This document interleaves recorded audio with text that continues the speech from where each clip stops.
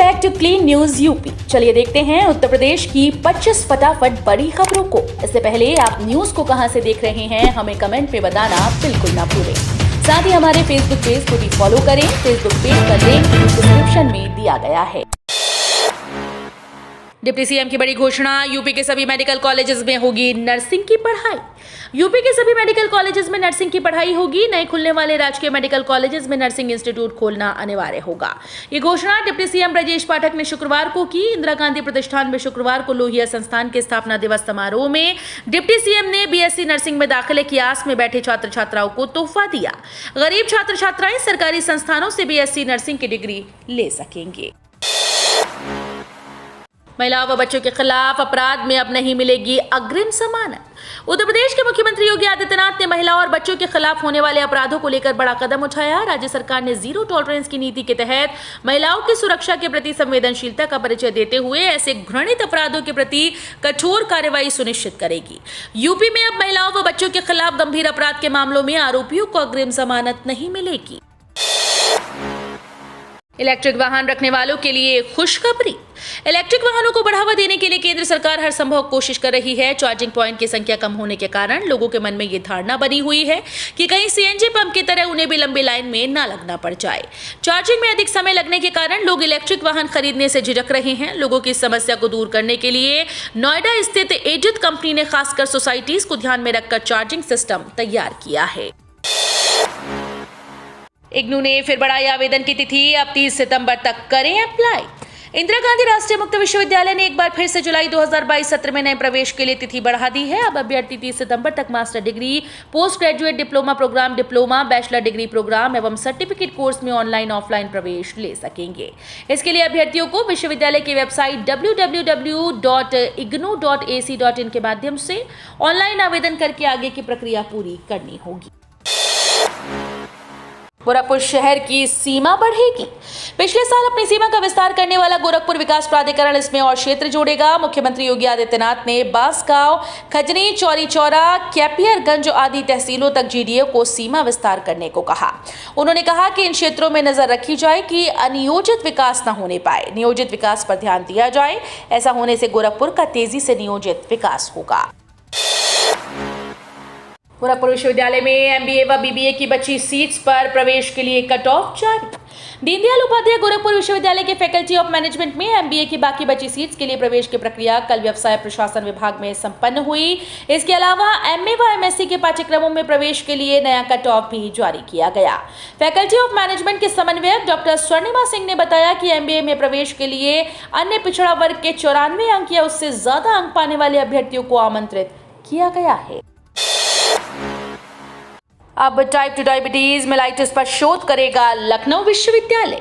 लखनऊ विश्वविद्यालय type 2 diabetes mellitus के कारक और उसकी रोकथाम पर जल्द ही शोध कार्य शुरू करेगा। इसके लिए विश्वविद्यालय के institute of advanced molecular genetics and infectious diseases के निर्देशक प्रोफेसर मनीषा बनर्जी को science and engineering research board, department of science and technology, Bharat सरकार की ओर से 30 लाख रुपए का शोध प्रोजेक्ट मिला है। ये शोध कार्य 3 साल में पूरा होगा। गोवंश से फसल को बचाने के लिए खेत में नहीं लगा सकेंगे ब्लेड वाले व कटीले तार। किसान अब गोवंश से खेत को बचाने के लिए ब्लेड वाले या फिर कटीले तारों का प्रयोग नहीं करेंगे। उत्तर प्रदेश सरकार ने इसे प्रतिबंधित कर दिया है। खेत की सुरक्षा के लिए अब किसान रस्सी का ही प्रयोग करेंगे। अगर उन्होंने कटीले तार लगाए और उससे गोवंश घायल हुआ तो उसके खिलाफ दंडात्मक कार्रवाई होगी। पशुपालन विभाग की ओर से सभी जिलाधिकारियों को निर्देश जारी कर दिए गए हैं कि इसका उल्लंघन करने वालों के खिलाफ उदाहरणात्मक कार्रवाई की जाए। बीए में 49,000 से अधिक रजिस्ट्रेशन, प्रवेश 14,000 ने लिया। डॉक्टर भीमराव अंबेडकर विश्वविद्यालय के स्नातक और परास्नातक पाठ्यक्रमों में प्रवेश के लिए वेब पंजीकरण की अंतिम तिथि 25 सितंबर है। अब तक स्नातक पाठ्यक्रमों के लिए 1.25 लाख से ज्यादा वेब पंजीकरण हो चुके हैं, लेकिन कॉलेजेस में प्रवेश लेने वाले छात्रों की संख्या पंजीकरण के मुकाबले कम है। बीए में 49,000 से ज्यादा वेब पंजीकरण हुए, पर प्रवेश केवल 14,000 छात्रों ने लिया। बीएससी में वेब पंजीकरण 38,000 से ज्यादा हुए, प्रवेश केवल 9,000 छात्रों ने ही लिया है। किसानों को मिल सकती हैं नई सौगातें। यूपी के किसानों को योगी सरकार की तरफ से एक और सौगात मिल सकती है। सीएम योगी ने इसे लेकर ऐलान किया है। उन्होंने कहा कि आगामी 5 वर्षों में सरकार किसानों को ट्यूबवेल या सोलर पंप के माध्यम से मुफ्त सिंचाई सुविधा देने का प्रयास करेगी।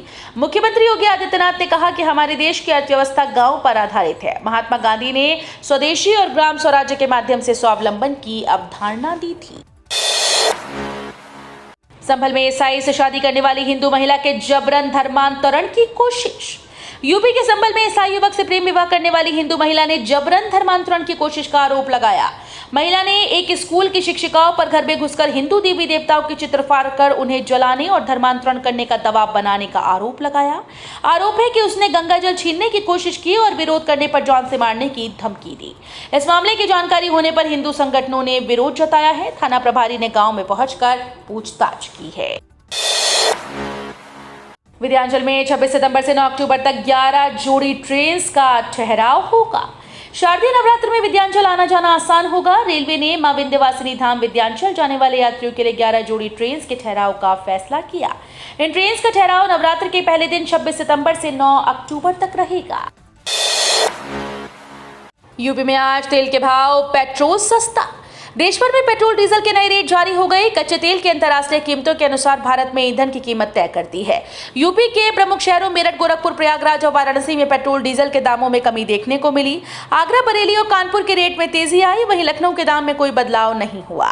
तेल कंपनी इंडियन ऑयल की वेबसाइट के मुताबिक लखनऊ में पेट्रोल 96.57 रुपए प्रति लीटर और डीजल 89.76 रुपए प्रति लीटर है। लगातार बारिश से उफनाई सरयू, राप्ती, रोहिन और गोर्रा बाढ़ से गिरे 46 गांव।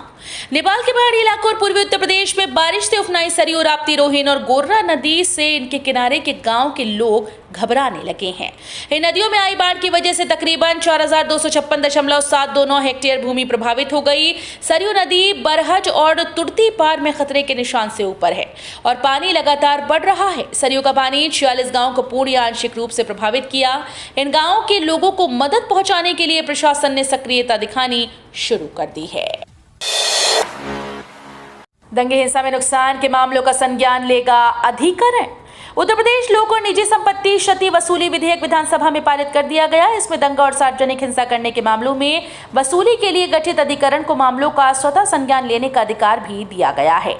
इसी के साथ पॉक्सो एक्ट में अग्रिम जमानत का प्रावधान खत्म कर दिया गया। प्रधानमंत्री मोदी वर्चुअल करेंगे अयोध्या में बने लता चौक का लोकार्पण। सुर सामग्री भारत रत्न लता मंगेशकर की स्मृति में अयोध्या में निर्माणाधीन चौक और उद्यान का अनावरण मुख्यमंत्री योगी आदित्यनाथ की मौजूदगी में वर्चुअल रीति से प्रधानमंत्री श्री नरेंद्र मोदी करेंगे। पीएमओ से हरी झंडी मिलने के बाद अयोध्या पहुंचे प्रमुख सचिव पर्यटन मुकेश मेश्राम व मुख्यमंत्री योगी आदित्यनाथ के सलाहकार सेवानिवृत्त अपर मुख्य सचिव गृह अवनीश अवस्थी ने लता स्मृति चौक का निरीक्षण किया और 24 सितंबर निर्माण पूरा करने की समय सीमा तय कर दी। मायावती बोली, खुली जगह में नमाज तो योगी सरकार को सहन नहीं हो रहा।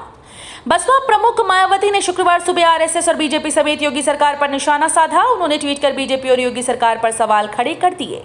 उन्होंने अपने ट्वीट के जरिए कहा कि खुली जगह में नमाज तो योगी सरकार को सहन नहीं हो रहा। भागवत को राष्ट्रपिता कहने से क्या बदलेगा। उन्होंने एक ट्वीट करते हुए लिखा कि आरएसएस प्रमुख श्री मोहन भागवत द्वारा कल दिल्ली स्थित मस्जिद मदरसे में जाकर उलेमाओं से मुलाकात करने और फिर उनसे अपने आप को राष्ट्रपिता व राष्ट्र ऋषि कहलवाने के बाद क्या बीजेपी व इनकी सरकारों का मुस्लिम समाज व उनके मस्जिद मदरसों के प्रति नकारात्मक रुख और बर्ताव में बदलाव आएगा।